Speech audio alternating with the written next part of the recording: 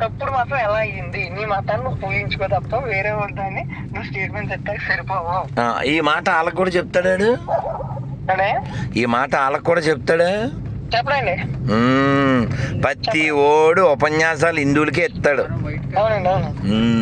Christianity తప్పుడు మతం నువ్వు ఎలా చెప్పగలవు? నేను నిరూపిస్తా. అరగంట కూడా అక్కర్లేదు దాన్ని నిరూపించడానికి. వాళ్ళకి నేను తిరిగి ఏం మాట చెప్పాలో నాకు అర్థం కాదు. అయ్యో, వెరీ ఈజీ నానా.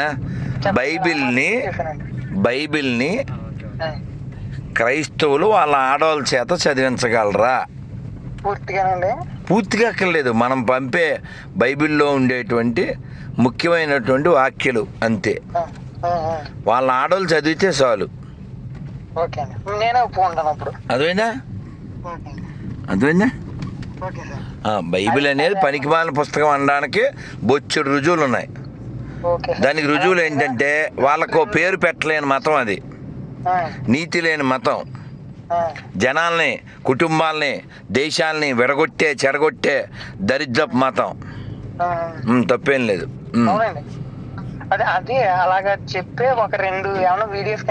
బొచ్చున్నాయి, బొచ్చుడు రెండు బొచ్చుడు. ఇప్పుడు నీకు నేను ఓ పాంప్లెట్ పంపిస్తా.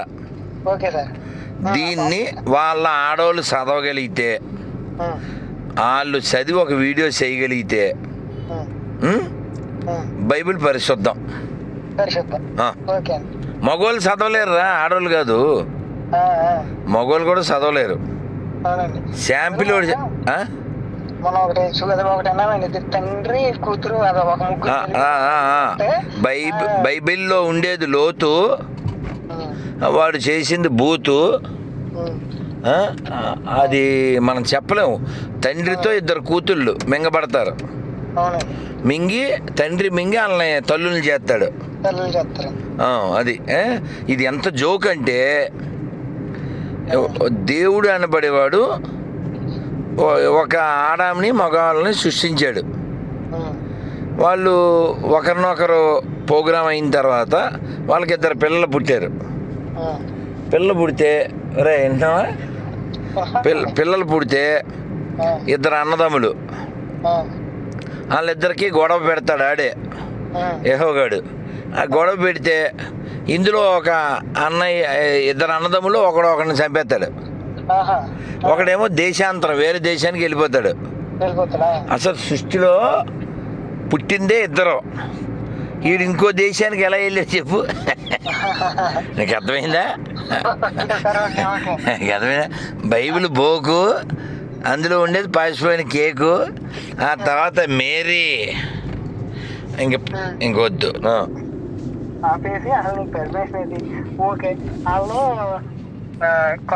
నువ్వు క్రిస్టియానిటీ అయితే దాన్ని నాకు జస్ట్ ఒక్క వీడియో అలా పెడతాము, దీని ముందు నేను క్రిస్టియన్ అని చెప్పు అన్నామండి.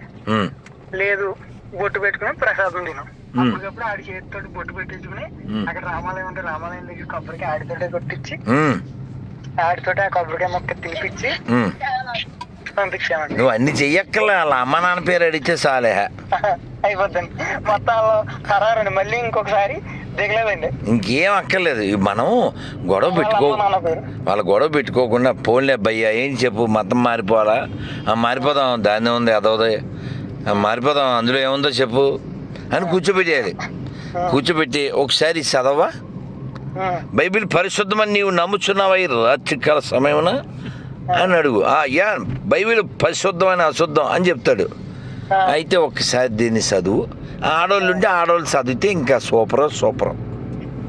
మగవాళ్ళు చదవలేదు తెలుసా? అందులో ఓ శాంపిల్ చెప్పనా? ఈ యెహోవాగాడికి ఇద్దరు పిల్లలు, వాళ్ళిద్దరూ ఈడు చెక్క అని చెప్పి వేరే వాళ్ళతో వెళ్ళిపోతారు. అది హెచ్కేఎల్ అయినా చాప్టర్ ఉంటుంది. వారు వేరే వాళ్ళ చేత మింగబడుతుంటారు. మీరు ఎందుకు అలా వారి చేత మింగించబడుతున్నారని అడుగుతాడు. అడిగితే వారి యొక్క ఆ డాషు గుర్రము మరియు గాడిద వలె పొడుగ్గా ఉన్నవని చెప్తారు. ఇదంతా అందులో ఉందని నా సొంతం కాదు, అందులో